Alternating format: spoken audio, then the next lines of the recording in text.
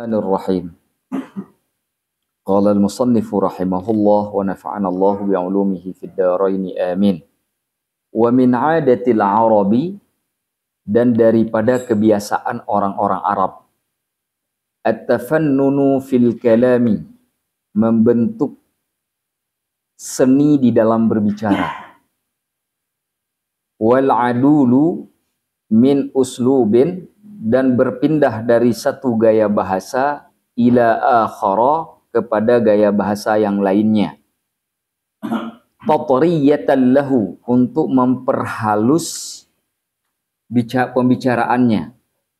Wa tansyitan lis-sami'i, dan menggerakkan orang yang mendengarkannya. Fayu'dalu, maka kemudian dirubah, minal khitab, dari kata ganti yang kedua, ilal ghaibati, kepada kata ganti yang ketiga.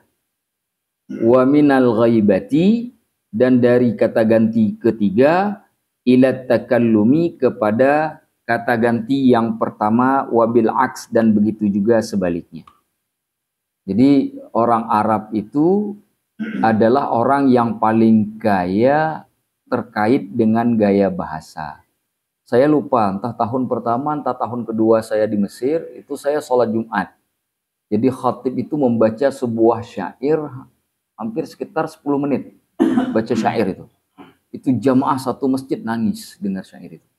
Beliau membacanya itu dengan berapi-api, semua tuh satu masjid. Baca syair saja itu. Bukan ceramah, baca syair. Nah, itu hebatnya orang Arab. Orang Arab tuh kalau dibacakan syair tuh nyentuh banget di hatinya. Makanya ulama-ulama besar itu pasti ahli syair. Syekh Mutawalli Syarawi itu sampai hafal syair-syair jahili itu dari dulu belajar. Ulama-ulama itu kalau nggak ngafal syair, guru hadis kami, Syekh Umar Mukhtar, Syekh Umar Hashim, dulu beliau dekan Fakultas Hadis, Fakultas Usuluddin. Kebetulan beliau memang doktor di bidang hadis. Beliau punya karangan syarah dalam kitab Sahih Bukhari-nya, syarah Sahih Bukhari. Itu kalau ceramah selalu pakai syair. Coba nanti habis ini kita bisa buka video beliau lagi bersyair tentang Palestina. Menggetar kita mendengarnya. Itu ceramah Jumat. Ceramah Jumat. Jadi di sana di Arab itu, orang kalau ceramah Jumat itu berapi-api. Kayak orang perang. Bukan assalamualaikum. Orang sudah kerja dari jam 8 pagi. Ya assalamualaikum begitu, insya Allah cepat tidurnya. Bangun-bangun ibadallah. Innallaha ya'murukum. Ya, itu baru bangun. Kenapa? Karena terlalu lembut.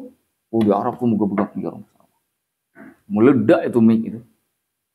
Masjid itu bergoncang. Apalagi kalau baca syair penyemangat. Itu kalau baca syair penyemangat itu sampai tangan-tangannya itu, subhanallah. Orang dengar itu terpengaruh. Jadi orang Arab itu punya gaya bahasa yang tinggi. Nah, ketika Allah mengatakan dalam Al-Quran bahwa Allah menurunkan Al-Quran bi'arabiyyin mubinin, dengan bahasa Arab yang nyata. Jadi diberi kata Arabnya, diberi sifat. Kenapa diberi sifat? Karena memang gaya bahasa Arab itu yang paling terbaik di dunia. Saya di pondok belajar bahasa Cina Mandarin, belajar bahasa Prancis, belajar bahasa Jerman, bahasa Inggris, bahasa Arab, dan bahasa Indonesia pastinya. Tapi dari semua bahasa itu yang paling saya suka itu bahasa Arab. Kenapa? Karena ada rasa yang tidak saya temukan dari bahasa lain. Rasanya tuh terlalu indah. Apalagi kesukaan saya menafsirkan Al-Quran untuk di pondok dulu, senang banget itu. Jadi setiap kali, ini kenapa ya kalimat ini, kata ini diletakkan di sini oleh Allah? Kenapa nggak kata yang lain? Itu yang memberi pengaruh. Ternyata memang dalam sekali itu bahasa Arab. Nah, itu yang membuat orang Arab itu kalau berbicara tafannun fil kalam, terlihat seninya sangat tinggi. Lihat sekali seni. Salah satu bagian dari seninya orang Arab itu kalau bicara kamu lalu merubah kamu itu jadi dia. Kamu dirubah jadi dia dalam satu kalimat. Tadi bilang ke kamu, tapi kamu itu tiba-tiba jadi dia. Dari kata ganti kedua jadi kata ganti ketiga kan? Saya kata ganti pertama. Orang yang saya ajak bicara jadi kata ganti kedua, kamu kan? Kalau jadi kata ganti ketiga berarti dia kan? Itu dirubah. Dan Allah menggunakan pola itu dalam Al-Quran.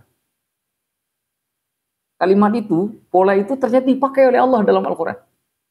Dan itu kaya sekali, bahkan sebelum Al-Quran turun, dalam syair-syair jahili itu dipakai oleh orang Arab. Dan ketika Al-Quran turun, ketika Allah mengatakan bi'arabin mubin, ternyata dipakai itu gaya bahasa begitu. Kita lihat nih ayatnya. Coba perhatikan. Surah Yunus ayat 22. Hatta dan hingga idza kuntum apabila kalian kan fil fulki di dalam bahtera. Jadi ayatnya mulai begini. Huwallazi yusawwirukum fil barri wal bahr. Dialah Allah yang memperjalankan kalian di darat dan di laut. Hatta idza kuntum fil fulki, hingga tatkala kalian berada di dalam bahtera, kapal. Wajaraina bihim, dan kapal pun berangkat membawa mereka. Lu tadi kamu sekarang jadi mereka tuh. Tadi kamu kan harusnya kan wajaraina bikum, dan kapal pun berangkat membawa kalian. Harusnya kan begitu kalimatnya. Enggak, menggunakan wajaraina bihim. Kenapa pola selam seperti itu dalam bahasa Arab digunakan? Orang Arab ketika diubah bentuk kamu ke bentuk dia, itu seakan dia dibawa ke dalam kondisi yang lebih dari satu kondisi. Ketika kamu, dia jadi orang yang diletakkan pada posisi orang yang diajak berbicara. Ketika dibawa kepada bentuk kata ganti ketiga, dia berada pada posisi orang yang seakan mendengarkan, tidak diajak bicara. Coba bayangkan, ini salah satu. Di Indonesia sebenarnya kita pakai juga itu. Contoh misalkan, kalau kita dengar tuh di khutbah-khutbah itu kan ada biasanya khatib bilang begini. Coba misalkan, nunjuk ke jamaah khutbah Jumat misalkan. Kalian ini, nah, orang marah kan? Ya kan? Walaupun kadang-kadang yang disampaikan itu benar. Kalian ini berapa banyak kalian tinggal sholat? Kadang-kadang kan ada orang tuh yang kecewa. Nah, pemain tunjuk. Tapi kalau disampaikan, berapa banyak orang yang tidak melakukan sholat? Menggunakan bentuk kata ketiga. Orang yang nggak sholat pun, dia tahu gua dibicarakan, tapi dia nggak terasa terkena. Kenapa? Karena nggak ditembak langsung kan. Tapi posisi Allah ketika menggunakan itu memuji, menjelaskan kondisi, ataupun bahkan menegur, itu ada pola-pola seperti itu di dalam Al-Quran. Dan orang Arab itu sangat punya pengaruh seperti itu. Ini ada seorang penyair misalkan ngomong begini. Misalkan dia ngomong, kan biasanya kalau penyair kan kadang-kadang kalau nulis sesuatu bilang kamu tuh maksudnya dirinya kan. Ya kan? Saya nulis syair. Wahai engkau yang sudah belajar. Engkau itu saya maksudnya. Saya bicara kepada diri saya. Akankah engkau terlelap? Misalkan begitu kan? Lalu terlelaplah dia di dalam kegelapan malam. Loh, jadi diri kamu kalau udah di dia. Jadi kayak negur gitu. Seakan saya bicara dengan sosok yang lain. Saya yang tadi dalam syair itu saya tegur menjadi orang lain. Untuk apa? Memberi bekas. Jadi saya secara tidak langsung menyindir diri saya sendiri. Kalau tadi bicara kan nggak menyindir. Ya dong, kalau bicara langsung kan nggak menyindir. Itu menegur namanya. Ketika ditempatkan jadi posisinya sebagai kata ganti ketiga, itu kan nyindir. Walaupun dia saya sindir itu dia, itu saya juga. Bagian pertama saya gunakan untuk berbicara dalam bentuk menegur. Yang kedua saya sindir. Supaya bekas itu makin kuat menancap. Paham nggak? Itu yang digunakan oleh Al-Quran. Kita lihat lagi. Dalam surah Fatir ayat 9. Wallahu alladhi arsala riyaha. Dan dialah Allah yang mengutus, yang mengirimkan angin. Dan dialah Allah. Dan Allah lah yang mengutus. Allah di situ kata ganti berapa itu? Ketiga. Karena ketika katakan Muhammad pergi ke sekolah, berarti Muhammad itu jadi dia kan? Berarti kata ganti. Berarti di sini Allah sebagai apa? Kata ganti ketiga kan? Walaupun Allah berarti membicarakan dirinya, tapi meletakkan dirinya pada kata ganti. Kan begitu? Lalu kita lihat. Fanuthiru sahaban. Fatuthiru sahaban. Lalu angin tersebut membawa awan. Fasuknahu. Maka kami pun kemudian menghalaunya. Harusnya kan fasaqahu, maka Allah pun menghalaunya. Kan begitu kan? Tapi enggak. Begitu Allah gunakan kalimat penjelasan, Allah tidak lagi menggunakan kata dia. Allah menggunakan kata kami. Menunjukkan apa? Tadi penjelasan Allah gunakan kata tiga. Seakan-akan Allah membayangkan ini ada hamba lagi ngomong sama hamba. Allah loh yang ngirim angin itu. Dengan Allah. Tapi ketika Allah menjelaskan bahwa Allah yang mahalaunya, Allah menggunakan kata kami. Untuk menunjuk apa? Bentuknya kata ganti pertama. Untuk menunjukkan ta'zim. Kebesaran. Karena tidak ada satupun dari manusia yang sanggup melakukannya seperti Allah melakukannya. Coba kalau Allah katakan fasaqahu. Dalam bentuk kata ketiga juga. Tidak lebih kuat maknanya secara bahasa dibanding menggunakan kata kami. Karena saqahu itu satu orang. Tapi kalau fasuqnahu menjadi jamak dalam bentuk ta'zim, pemuliaan. Dalam bentuk kualitas. Karena jamak dalam bahasa Arab itu kan bisa maknanya banyak, bisa maknanya satu tapi luar biasa kan gitu. Kami yang menurunkan Al-Quran. Memangnya Allah lebih dari satu? Enggak. Makna kami di situ makna pengagungan. Kalau pada manusia kan kita juga sama. Kalau ketemu guru misalkan antum kita ngomong kan, nggak ngomong anta. Nggak ngomong angga, nggak kita ngomong kamu, kita ngomong apa? Anda misalkan, udah orang lebih tua ya, nggak kita ngomong kamu. Masa mama kita, kamu mak, kamu mak, kasar sekali kan? Nah, pola begitu yang digunakan dalam Al-Quran. Jadi membahas Al-Quran itu harus menggunakan redaksi bahasa Arab. Dengan cara orang Arab memahami literaturnya dari sisi bahasa, dan bagaimana kemudian mereka cara memahami gaya bahasa yang mereka gunakan. Gak bisa kemudian kita memahami Al-Quran itu dengan gaya bahasa kita, karena bisa saja berbeda. Terkadang bagi kita itu jadi lucu tuh. Benar tidak? Tapi begitulah orang Arab.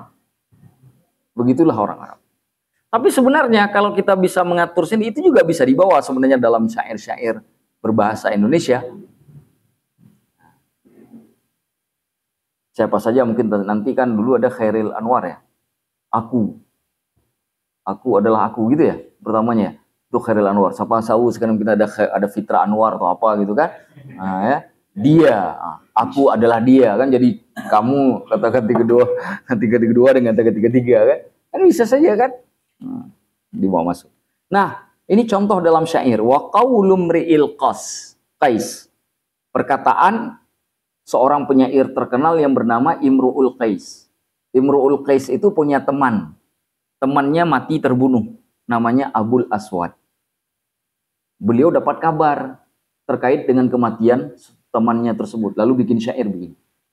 Jadi beliau galau karena ini teman akrabnya nih. Sesama penyair. Sesama orang yang ahli dalam ilmu bahasa sastra. Galau. Beliau karena galau, beliau mengatakan begini. Tatawala layluka bil ithmadi. Tatawala, sangatlah panjang malammu di daerah yang bernama Athmat. Kamu itu siapa? Dirinya. Beliau lagi bicara dengan dirinya itu. Karena nggak bisa tidur malam. Karena terbayang kematian sahabatnya. Malam-malam nggak bisa tidur, terbayang sahabatnya yang sudah mati dibunuh. Lalu beliau tulis syair, bicara tentang dirinya. Tatawala layluka bil ithmadi. Ada juga yang baca bil athmadi. Bil ithmat itu bisa artinya itu celak yang dipakai di mata. Celak. Oh celak ya? Nah, apa? Sifat maksudnya? Sifat itu namanya. Oh, oke. Nah, itu biasa kan kalau dulu kan orang naik haji itu biasa memang jadi oleh-oleh tuh kan? Nah, oleh-oleh. Pakai celak itu. Beliau bicara tuh. Wa namal khadiyu wa lam tarqudi. Keheningan sudah tertidur, sedangkan engkau belum merebahkan diri. Masih bicara ke dirinya kan? Ya kan? Wa namal khali wa lam tarqudi. Keheningan sudah tertidur, sedangkan engkau belum merebahkan diri. Jadi belum memejamkan mata. Wa bata, dan dia pun bermalam. Nah, dia itu siapa? Masih dirinya itu. Dia sekarang meletakkan dirinya pada posisi kata ganti ketiga. Kenapa? Karena beliau ingin menceritakan sama dengan malam. Malam pun kata ganti ketiga kan? Wabata wabatat lahu lailatun. Dia pun bermalam sebagaimana bermalamnya malam. Gitu kira-kira tuh. Jadi disamakan ukurannya tuh. Malam ada batasannya kan? Ada awal, ada akhir. Beliau pun sepanjang malam itu artinya tidak tidur. Sama seperti malam. Enggak ada waktu yang tertidur. Gara-gara mikir sahabat yang terbunuh itu. Kalailati dzil airil armadi, seperti malam orang yang sakit matanya, nggak bisa menjaga mata sakit. Sakit. Wadzalika min naba'in ja'ani. Nah, sekarang beliau berubah kepada kata ganti pertama. Kedua, baris yang kedua jadi ketiga, kata ganti ketiga, baris ketiga jadi kata ganti pertama. Yang demikian itu min naba'in, disebabkan ada berita ja'ani yang datang kepadaku. Coba lihat dulu. Apa beritanya? Wa khubirtuhu an Abil Aswadi. Aku diberitahukan tentang berita Abul Aswad. Nah, itu ceritanya. Jadi kalimat pertama beliau menggunakan kata ganti pertama. Kata ganti kedua. Baris kedua beliau menggunakan kata ganti ketiga. Baris ketiga beliau menggunakan kata ganti pertama. Itu caranya. Itu orang Arab kalau dengar yang beginian terpengaruh sekali, karena membolak-balikkan kata ganti tersebut akan membawa orang kepada dimensi perubahan suasana. Yang tadi diajak ngobrol sekarang seperti tidak hadir dalam obrolan tersebut. Tiba-tiba sekarang jadi pembicaranya. Karena kata ganti pertama kan. Jadi orang tuh kayak diombang-ambing tuh perasaannya karena dia paham maksudnya. Kalau kita dengar yang tadi diterjemahkan biasa saja kan. Kenapa? Karena rasanya belum ketemu. Begitu orang Arab dengar yang beginian, itu yang lagi ribut, diem. Anak nangis itu ditutup dulu mulutnya. Nikmati itu. Orang Arab. Saking terpengaruhnya dengan gaya bahasa. Orang Arab itu luar biasa gaya bahasa. Baik, kita lanjutkan. Wa iya. Nah, ini kenapa maksudnya? Untuk apa nih tujuannya dibuat begini? Untuk apa urusannya? Ini kenapa usah dijelaskan ini? Coba bayangkan. Coba hayati. Kata iyyaka na'budu wa iyyaka nasta'in. Itu asal kalimatnya. Na'budu iyyaka wa na'budu wa nasta'inu iyyaka. Itu asal kalimatnya. Asal kalimatnya. Na'budu iyyaka wa nasta'inu iyyaka. Lalu dibalik. Iyyaka na'budu wa iyyaka nasta'in. Karena iyyaka itu objek. Sama seperti misalkan saya bilang, saya makan nasi. Nasi saya makan. Dibalik. Dalam bahasa Indonesia kan nasi saya makan nggak asik kan didengar. Ya, yang benar itu secara ejaan saya makan nasi. Bukan nasi saya makan. Tapi dalam bahasa Arab, itu kadangkala merubah membawa objek ke depan itu bisa lebih indah, lebih hebat daripada hanya mengatakan saya makan nasi. Ada rahasia. Makanya dalam bahasa Arab itu ada jumlah fi'liyah, ada jumlah ismiyah. Jumlah fi'liyah itu kalimat yang dimulai dengan kata kerja. Pergi Muhammad ke pasar. Ada begitu kan? Nanti ada lagi jumlah ismiyah. Muhammad yadhhabu ila suq. Muhammad pergi ke pasar. Jadi pergi Muhammad ke pasar ataupun Muhammad pergi ke pasar. Nanti untuk kalimat jumlah fi'liyah, jumlah ismiyah itu bisa diubah. Ke pasar Muhammad pergi. Atau ke pasar pergi Muhammad. Bisa dalam bahasa Arab. Bisa dilakukan dalam bahasa Arab. Tapi ada nilai. Nggak cuma asal balik-balik aja, suka-suka aja saya balik. Kenapa balik? Pokoknya saya balik aja lah pokoknya. Nggak begitu, ada maksud. Pembalikan itu ada maksud. Ini yang diinginkan. Jadi maksud yang dimaksudkan oleh Imam Al-Baydawi, perubahan bahasa di dalam bahasa Arab seperti itu, bentuk pertama dibawa ke belakang, bentuk belakang dibawa pertama, itu menunjukkan adanya tafannun fil kalam. Adanya nilai seni yang luar biasa tinggi dalam pembentukan kalimat pembicaraan. Itu yang dimaksudkan. Nanti kita akan sampai ke sana tuh. Atau saya buka sedikit biar enggak ini, biar ada rahasianya. Ya, saya tulis ya.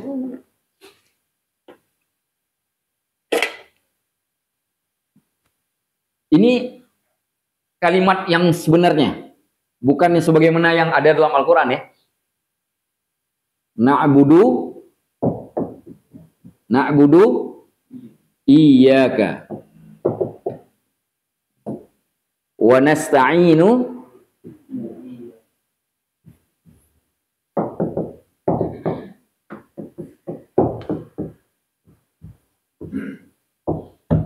iyyaka.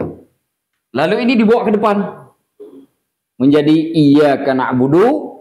Kemudian ini dibawa ke sini. Menjadi wa iyyaka nasta'in. Nun ini kata ganti untuk kami.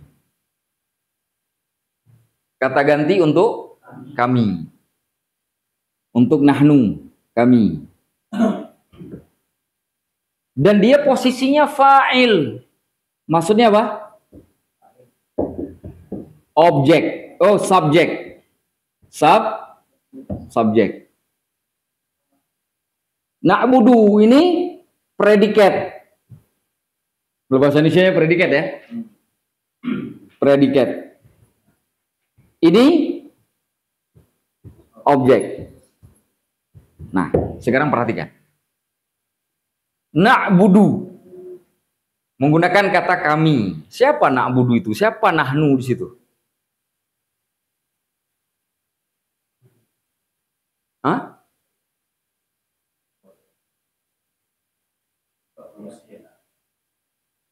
Seluruh orang yang bertauhid.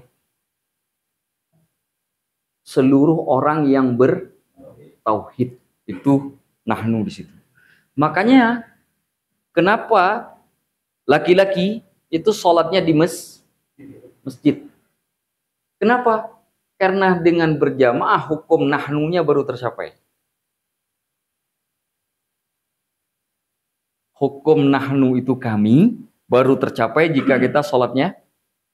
Kalau sholat sendiri itu jadi a'budu, aku menyembah. Tapi karena tidak boleh merubah Al-Quran tetap harus dibaca na'budu, ya kan?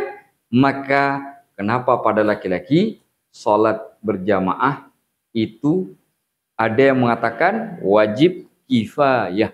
Itu yang masyhur dalam mazhab Syafi'i, wajib kifayah. Kalau udah nggak ada orang sholat jamaah, dosa semua nih. Kenapa? Itu kecapai ini nih, kami.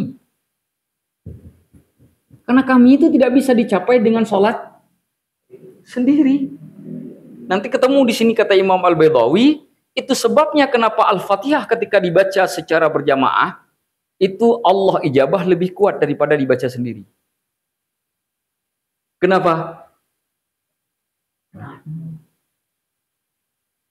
Makanya kenapa misalkan orang kan kalau misalkan lagi doa dibaca Al-Fatihah, gitu deh. Itu apa tujuannya? Biar nggak bacanya sendiri-sendiri, bacanya bareng-bareng. Tujuannya apa? Biar dapat nahnu. Itu tujuannya tuh. Karena ini bukan Allah, ini kepada makhluk. Ya, oke ya. Sudah ketemu. Sekarang ke ka-nya. Ka itu mukhatab. Kata ganti kedua. Karena kami kata ganti pertama itu kan dua kan, saya, kami. Kalau bahasa Indonesia 3 tambah kita. Kalau bahasa Arab kan cuma 2, ana nahnu. Kata ganti pertama kan. Kalau kamu mau 1 orang, 2 orang, banyak, mau laki atau perempuan, jadi kata ganti kedua. Disebut mukhatab dalam bahasa Arab. Mukhatab. Makanya ayat Al-Quran yang diberikan kepada kata ganti kedua itu disebut khitab. Tuh maknanya. Sudah. Ka ini yang diartikan kamu, iya ini artinya semata-mata. Hanya untuk. Hanya saja. Itu kata iya. Ka itu kamu. Pertanyaannya siapa kamu ini? Allah. Ini sama ya? Nah sekarang kenapa pakai ka? Kasar banget kamu. Kenapa enggak iyakum? Karena nahnu itu kan pengagungan kan? Kalau iyakum berarti pengagungan. Tidak boleh karena ini ayat tauhid. Ayatnya ayat karena nahnu di sini adalah orang bertauhid. Kalau kita katakan kum, berarti Allah lebih dari satu. Setidaknya ada yang memahami bahwa Allah itu bukan satu. Maka dalam bab tauhid Allah selalu menggunakan kata tunggal. Qul huwallahu ahad wa ilahukum ilahun wahid. Innani anallah la ilaha illa ana. Pada ayat tauhid semuanya pakai kata tunggal. Aku, kamu, kamu, kamu. Nggak ada pakai makna banyak. Tapi ketika menggunakan pekerjaan, Allah menggunakan kami. Kami turunkan Al-Quran dan kami jaga. Kami yang mengirimkan air dari langit. Fa'anzalna minas sama'i ma'a. Maka kamilah yang menurunkan. Setiap Allah bicara pekerjaan untuk keagungannya, Allah pakai kami. Tapi kalau bicara tauhid, Allah selalu pakai kata tunggal. Kenapa? Biar nggak bingung hambanya. Makanya tidak boleh baca na'budu iyyakum. Haram. Selain merubah Al-Quran, keharamannya tadi dari unsur akidah. Ketemu ya? Oke. Iyaka itu Allah. Berarti sekarang kalau kita lihat, ada 3 komponen kan? Ada kami, yaitu kita manusia para hamba. Ada predikat pekerjaan sesembahan. Ada Allah sebagai objek yang Pertanyaannya, dari 3 ini mana yang lebih besar? Hah? Mana yang paling besar? Dari 3 unsur ini mana yang paling besar? Allah. Gak mungkin kita yang lebih besar. Kalau kita yang lebih besar, Allah yang sembah kita. Kan begitu. Dan itu murtad. Kemurtadan, kekufuran. Karena Allah yang disembah mesti Allah yang paling tinggi kan? Maka sesuatu yang lebih tinggi tak layak diletakkan paling belakang.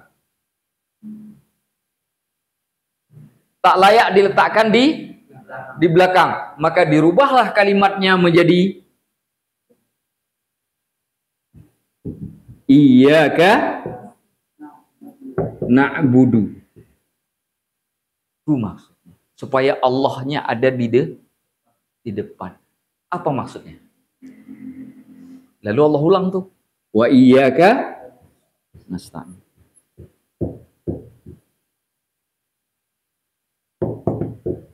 Ayat yang pertama, bagian yang pertama, na'budu, ini dimensi akhirat. Ini dimensi dunia. Penyembahan selalu berakhir di akhirat kan? Tapi minta pertolongan walaupun tujuannya ke akhirat, dilakukannya di mana? Dunia. Ini kemudian juga ada unsur pertolongan yang kita mintakan di dunia. Tapi penyembahan tidak ada yang unsur dunia, semuanya akhirat. Ukhrawi, murni. Betul tidak? Maka ini ada unsur duniawi. Kalau ini murni ukhrawi. Coba lihat, di ukhrawi Allah didahulukan, di dunia Allah didahulukan.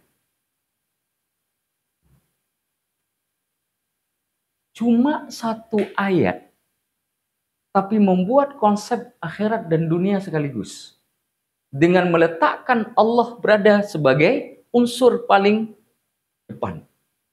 Dalam bahasa sederhana, kau bicara akhirat silakan, kau bicara dunia silakan, tapi jangan pernah jadikan Allah berada di belakang. Selalu jadikan Allah di depan. Kita kan sering tanya tuh, kenapa kita baca iyyaka na'budu wa iyyaka nasta'in dalam sholat itu kok tiba-tiba nggak pernah ada efek? Ya kan? Kok nggak pernah ngefek? Kok nggak pernah efek? Saya sholat 5 kali sehari semalam 17 rakaat, berarti 17 kali saya baca Al-Fatihah. Iyyaka na'budu wa iyyaka nasta'in saya ulang sebanyak 17 kali sehari semalam. Kok nggak ngefek kehidupan saya? Oh, berarti cara bacanya nggak disertai dengan pemahaman ke dalam hati. Karena yang kita baca selama ini hanya dengan lisan. Tapi hati tidak ngikutin. Sedangkan penilaian Allah yang pertama, walakinnallaha yanzuru ila qulubikum wa a'malikum. Allah lihat pertama ke hati, baru lihat perbuatan. Hati dulu baru perbuatan. Bukan perbuatan dulu baru hati. Tuh konsepnya tuh. Lalu kita timbul pertanyaan nih. Saya kalau kerja, uang di depan, karir di depan, atau Allah di depan? Saya kalau lagi makan, kenyang di depan, enak di depan, atau Allah di depan? Mana dalilnya? Buktinya begitu makan, Allahumma barik lana, saya lupa kita baca kan? Bener gak? Bener gak? Nah, yang menariknya nih, yang menarik. Kata nasta'in. Meminta pertolongan itu ada dua pola, ada dua makna. Satu, daruriyah namanya. Yang kedua, ghair daruriyah. Daruriyah artinya penting dan perlu. Ghair daruriyah yang tidak ada kepentingan dan juga tidak ada keperluan. Permohonan pertolongan selalu dalam dua konsep itu.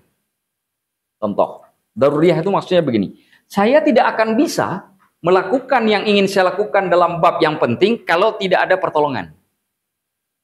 Nggak ada. Kalau nggak ada pertolongan, saya nggak punya uang nih di kantong, nggak bisa makan. Itu kalau nggak ada orang yang ngasih makan, saya nggak bisa makan sama sekali. Kenapa? Saya nggak bisa usaha. Saya udah cari kerja nggak ada.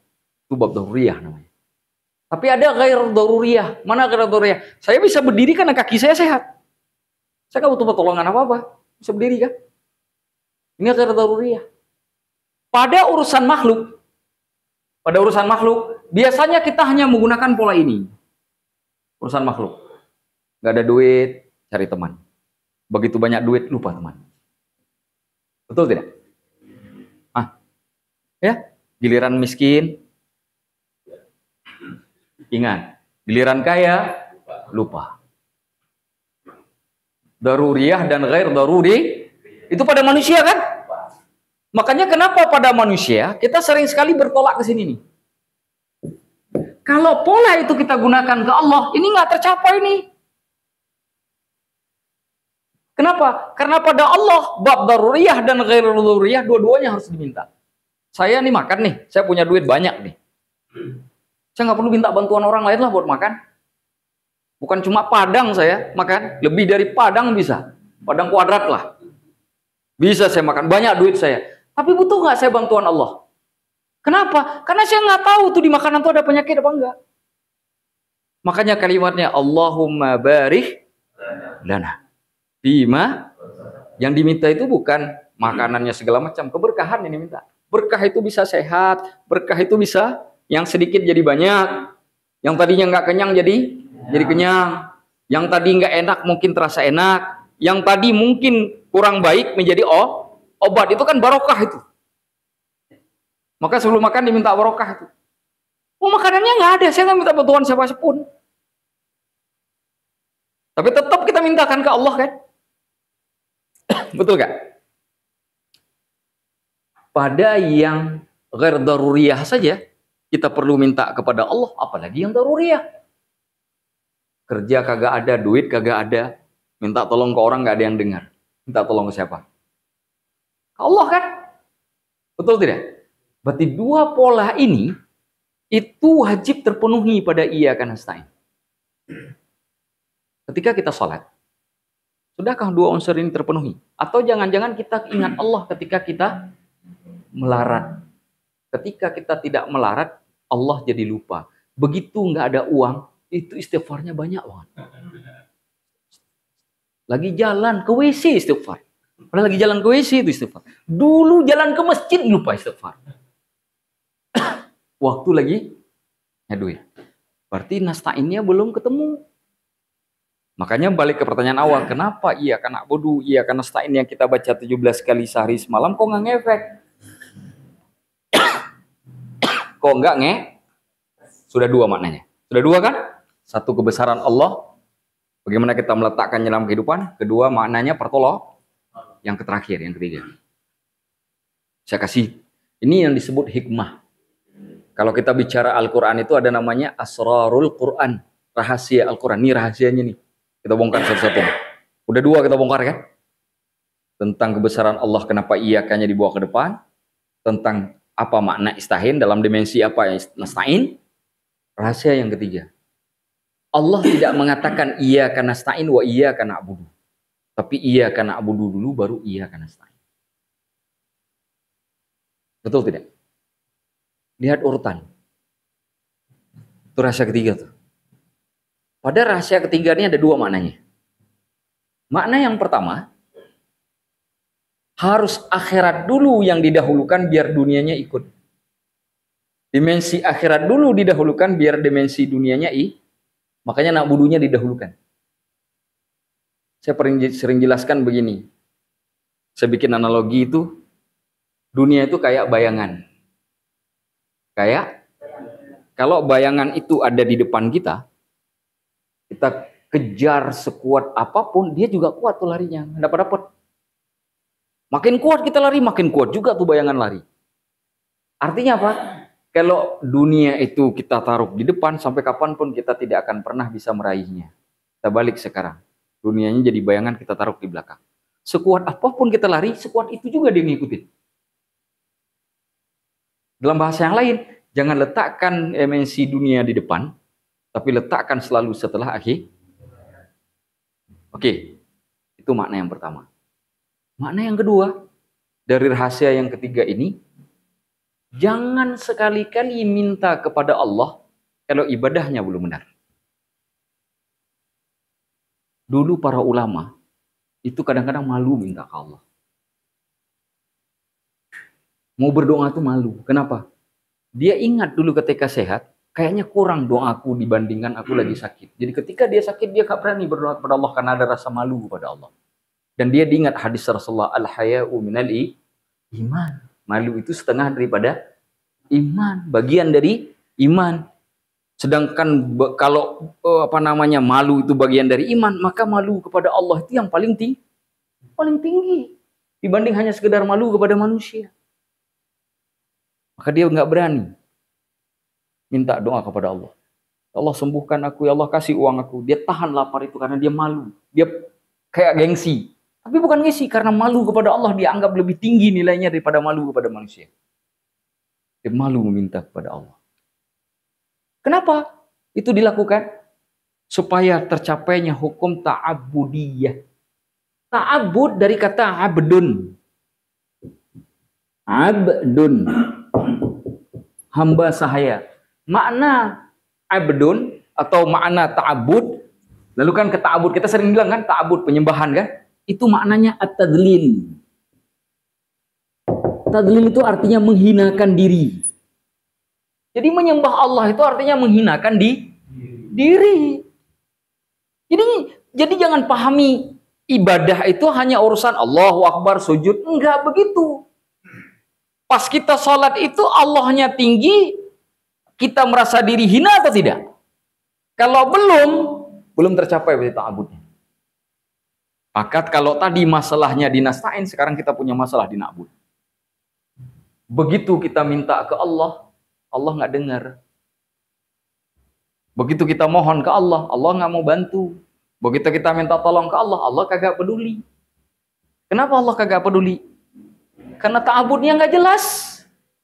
Karena bagi kita, ta'abud itu hanya sekedar menjalankan kewajiban, bukan dalam bentuk penghambaan. Kan bahasanya penghambaan itu. Penghambaan artinya penghinaan diri, agar yang disembah menjadi agung.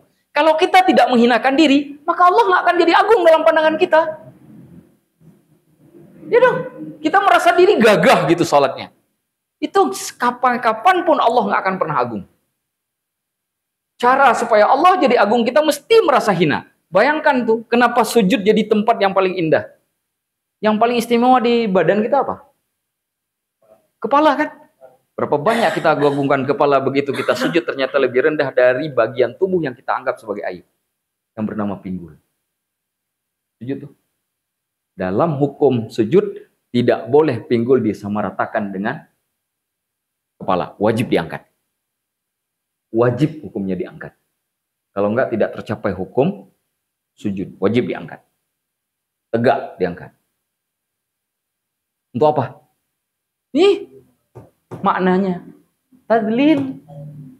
Supaya timbul rasa hina kita pada diri kita sendiri. Lalu di saat yang bersamaan, begitu kita ucapkan Subhana Rabbiyal A'la. Kalimatnya A'la kan? Maha suci Allah yang maha. Oh itu bahasanya lagi. Bacaannya. Jadi sekarang kita paham ada 3 rahasia besar yang Allah titip di dalam Iyyaka na'budu wa iyyaka nasta'in. Ada 3 rahasia besar. Kalau 3 rahasia ini bisa kemudian kita pahami dengan benar, kita hayati dengan baik, lalu kemudian kita bawa dalam dimensi kehidupan kita dimanapun kita berada. Dari semua sisi kehidupan yang kita jalani, ini kita masukkan dalam kehidupan. Insya Allah. Insya Allah. Nggak butuh nunggu sebulan. 1 kali sholat langsung efek. Nggak butuh nunggu 20 kali sholat. 1 kali sholat langsung efek. Kenapa langsung efek? Karena ini amalan yang paling utama. As-salatu imma. Salat itu adalah tiang. Faman aqamaha faqad aqamad-din. Yang mendirikan salat sudah mendirikan agama. Faman tarakaha wa man tarakaha, dan barang siapa yang meninggalkan salat faqad hadamat-din, maka dia telah menghancurkan agama. Jadi ngancurin agama itu bukan hanya cuma dengan postingan di media sosial, cukup nggak salat. Udah ngancurin agama. Kita sudah miliki saham untuk ngerusak agama. Saking begitu pentingnya itu loh, sholat. Nah, 3 rahasia yang sudah kita bahas. 1, tentang kebesaran Allah. Kenapa objek dari kata iyyaka na'budu dan iyyaka nasta'in diletakkan di awal dari kata kerja.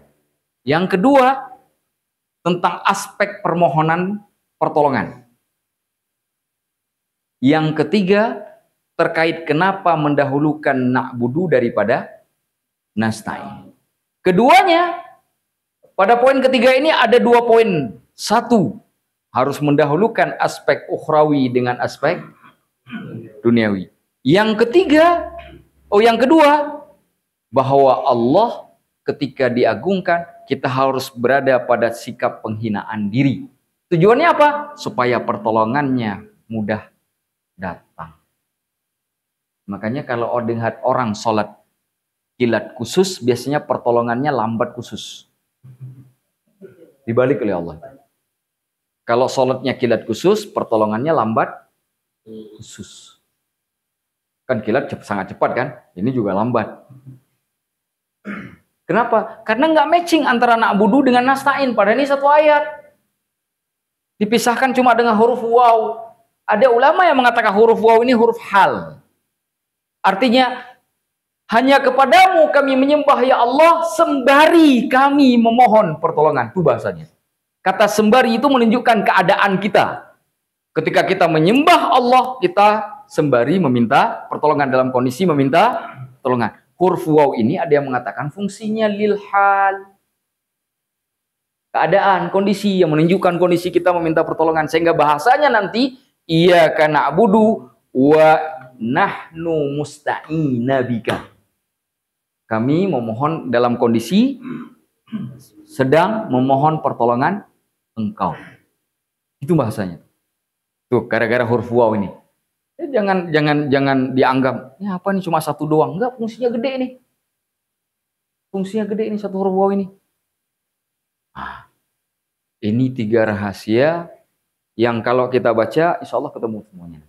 Nah, ketika memahami ini, insya Allah tinggal kita balik saja ke sana, kita baca. Sudah hampir jam 12. Ada pertanyaan, kita buka dulu pertanyaan lah.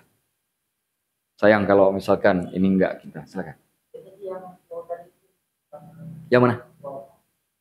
Wow ini fungsinya sebagai hal. Hal itu menunjukkan, hal itu dalam istilah nahu. Hal dalam ilmu nahu itu menunjukkan orang yang pelaku berada dalam suatu kondisi. Contoh misalkan, ana akaltu qa'idan. Saya makan sambil duduk. Jadi saya makan itu kondisi saya saat itu sedang duduk. Itu namanya hal. Jadi kalau ini disebut hal, maka kalimat di depannya ini bisa berubah. Kenapa?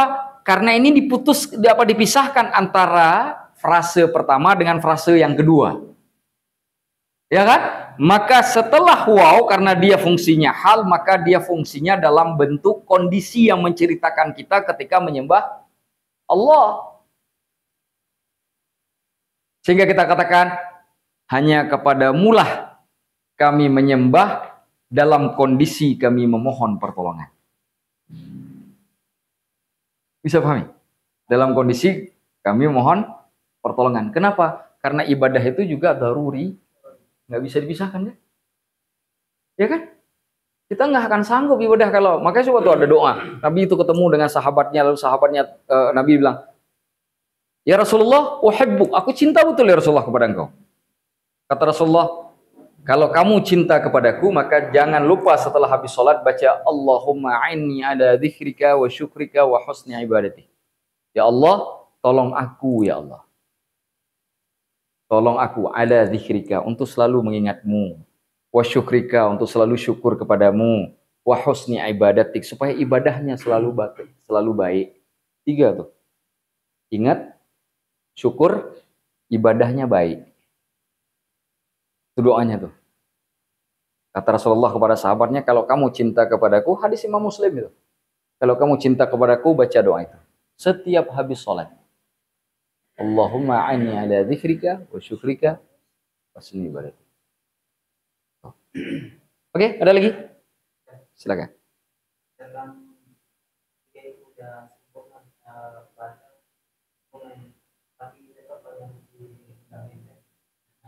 Kalau 3 rahasia ini sudah sempurna, nggak mustahil masih ngeblank. Kalau ngeblank berarti nggak ada satupun dari rahasia ini yang masuk. Nggak mungkin malaikat ketemu sama iblis itu nggak mungkin. Kalau sudah masuk malaikat, iblis mesti kabur. Tapi kalau iblis yang masih ada, malaikatnya pasti nggak masuk. Jadi nggak mungkin, Ustadz saya sudah dapat 3 rahasia ini, tetapi kok saya masih galau betul. Enggak, berarti memang nggak masuk, cuma tahu. Tahu dengan paham tidak sama. Paham itu masuk ke badan. Kalau cuma tahu, saya tahu 1 tambah 1 sama dengan 2, tapi saya nggak pernah praktek 1 tambah 1 sama dengan 2. Kenapa? Karena saya nggak pernah urusan dengan hal-hal yang bersifat numerik, dengan angka. Ya kan? Tapi saya tahu. Tapi apakah dengan tahu 1 tambah 1 sama dengan 2 saya kemudian jadi ahli matematik? Enggak. Jadi saya tahu ini ilmunya. Terus saya sudah jadi hamba Allah yang hebat? Belum. Di bagian mana yang masih tersisa? Hah? Bagian mana yang belum tersisa? Buktikan. Bukti. Jangan buktikan ke saya. Buktikan ke Allah. Karena yang nilainya Allah. Ini ke Allah. Buktikan ke Allah. Biarkan Allah yang menilai. Biarkan Allah yang menentukan. Biarkan Allah yang menjustifikasi. Buktikan. Kalau masih galau, yakinlah belum ada satupun yang masuk. Masih was-was nih. Allahu Akbar. Aduh, tadi ngelihat apa? Kemarin ikan hiu. Udah itu. Jangankan 3. Jangankan masuk 3-3-nya. 10 pun tak ada. Dari 3 itu. Nah, yakinlah itu. Karena masih Allahu Akbar. Ya Allah. Duit 2.000 di kantong.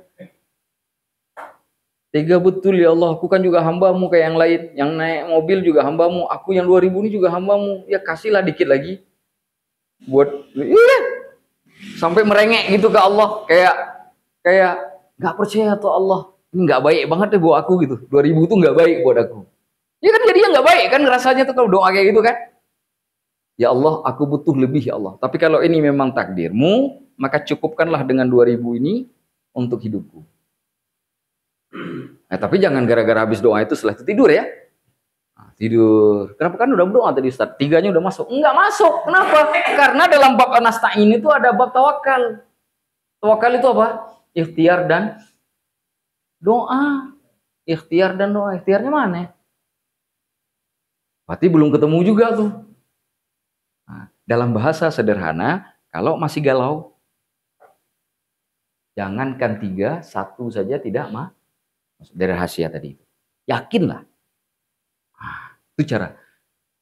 Jadi kan sekarang kita sudah bisa bikin punya patron nih buat diri kita sendiri kan. Ini saya ngukur diri saya nih, sholatnya benar, sholatnya pengaruh ke hidup saya, sholatnya pengaruh. Nah di situ ngukurnya nih. Saya sholat masih galau tidak? Saya sholat masih kayak nggak percaya gitu. Kok Allah bisa-bisanya gitu nentuin ini ke saya? Masih ada gitu nggak? Oh berarti ternyata rahasia ini sekedar saya tahu. Tapi ternyata belum ada dalam tubuh saya. Ini bab akidah wa tasawuf. Udah masuk bab akidah dan bab tasawuf. Jadi tanpa kita masuk tarekat, kalau dapat ini insya Allah jadi tasawuf. Karena ini ilmunya para ahli tasawuf. Allahu a'lamu. Baik. 11:30. Ya.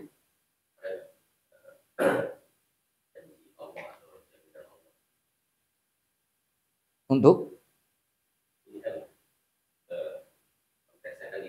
Ya.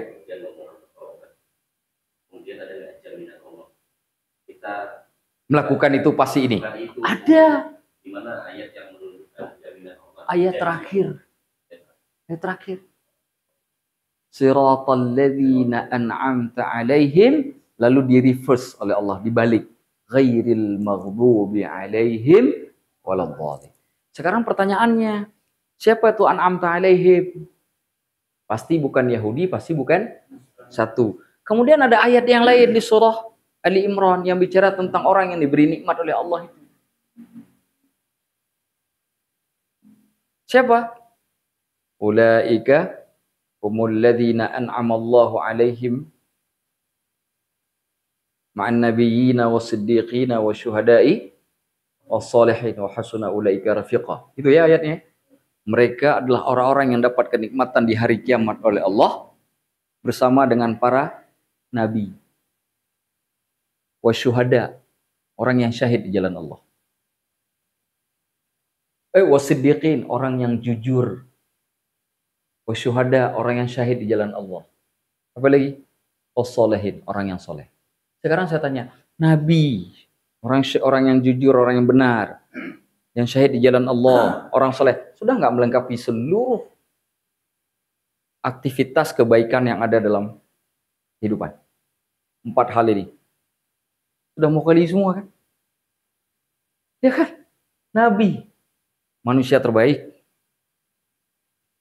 orang benar, keyakinan terbaik, syuhada,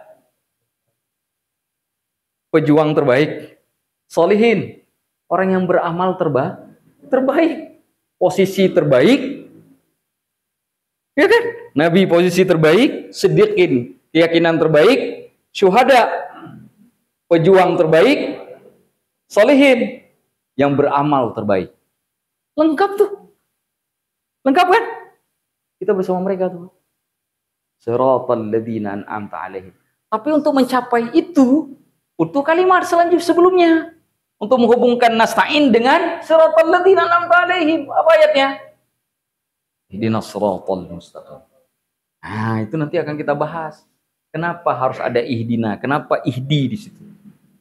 Tadi kan kita minta pertolongan. Kenapa setelah minta pertolongan, tapi pertolongan yang kita minta pertama sekali kata ihdi? Kenapa nggak yang lain? Kenapa nggak makan dulu? Kenapa nggak diberi kesehatan dulu? Kenapa ihdi dulu? Dari semua pertolongan yang kita pengen dari Allah, Allah milih satu tuh di Al-Fatihah itu. Ihdi, nggak milih yang lain. Apa rahasianya? Jangan kita buka, ini trailer aja ya. Kayak film lah, kayak film. Kalau nggak trailer kan nggak asik juga, nanti di Nasratul Mustaqim udah tamat duluan kan. Nanti kata Maku, nggak apa-apa lah saya libur di Dinas. Kemarin kan sudah ada dibuka mau Ustaz. Kalau ada trailer begini kan jadi penasaran kan. Fitra ada senyum-senyum aja. Baik, ada lagi? Dalam semua pelajaran itu kan pasti mengandung makhluk jahur bisa kan. Bagaimana dengan imam yang tidak mementingkan makhluk jahur? Kalau makharijul hurufnya menyebabkan bacaan hurufnya salah, maka tidak sah. Kita yang bisa baca Al-Quran kalau ikut beliau tidak sah sholat kita. Tapi kalau beliau sedang belajar, tapi kemudian sholat sendiri, tidak mengimami orang lain dan tahu dirinya salah, maka masih dibenarkan untuk beliau sendiri, tapi tidak dibenarkan bagi kita yang lebih bisa baca Al-Fatihahnya dari beliau. Nggak bisa. Ya, kalau saya katakan kan, misalkan baca Al-Fatihahnya masih Alhamdulillahi Rabbil Alamin.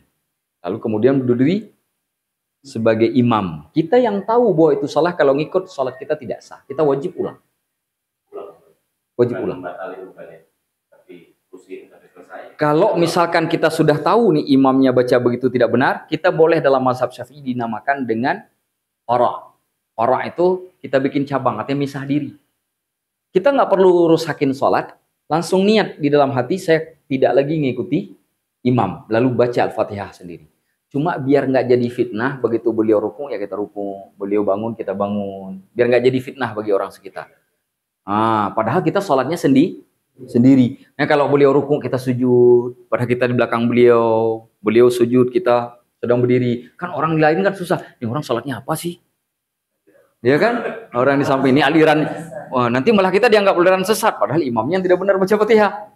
Supaya tidak timbul fitnah, tetap ikut dengan irama imam, jangan keluar. Nah, itu jelas kok dalam mazhab Syafi'i itu wala qari'in bi ummiyin. Tidak boleh orang yang bisa baca Al-Qur'an, baca Al-Fatihah dalam hal ini. Kalau dalam salat baca yang bisa baca Al-Fatihah benar, itu ngikutin orang yang nggak benar baca Al-Fatihah, itu nggak boleh. Kalau diikutin nggak sah salatnya. Oke, caranya bagaimana? Lebih baik salat sendiri daripada berjamaah tidak sah. Gitu. Bisa dipahami ya? Allahu a'lam bishawab. Sudah ya? Oke. Saya kira itu saja ya. Mungkin nanti aja kita baca lagi. Saya ingin buka ini, insya Allah nanti kalau sudah punya pemahaman seperti ini, nanti ngebacanya jadi nyambung tuh. Baik. Nanti mungkin lebih dalam lagi pembahasannya, saya hanya menjelaskan secara singkat supaya kita punya gambaran terkait dengan ihdinas siratal mustaqim sebagaimana yang nanti dipaparkan oleh Imam Al-Baydawi. Semoga walaupun sedikit, tapi ini merupakan informasi yang sangat mahal yang disampaikan oleh para ulama. Semoga bermanfaat untuk kita semuanya. Lalu kita kemudian bisa lebih istiqomah di dalam beragama. Hadanallahu wa iyyakum ajma'in. Oh ya, kita baca doa.